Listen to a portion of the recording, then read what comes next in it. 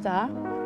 Fy enw I yw Sienna a rydw I yma heddiw yn y Prifysgol De Cymru yn Casnewydd.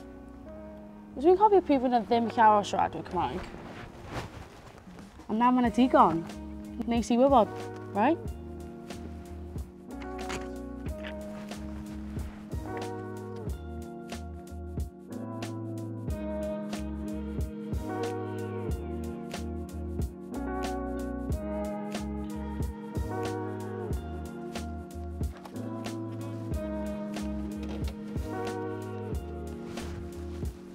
Mae hanes Cymru yn rhywbeth sy'n newid pob dydd. Mae'n datblygu a rydym i'n teimlo'n breithiedig o fod rydym i'n gallu bod yn rhan o dyfodol I dod.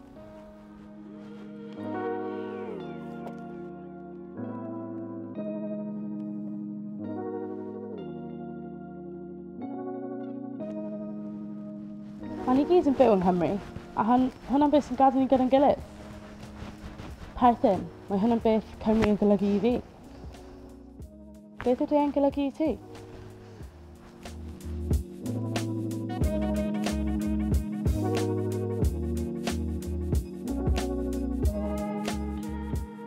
Os ydych chi'n gwybod popeth am bod Cymraeg, neu os ydych chi ddim yn gwybod unrhyw beth o gwbl, does dim ots ble chi yn, mewn i'ch hanes neu mewn i'ch tai.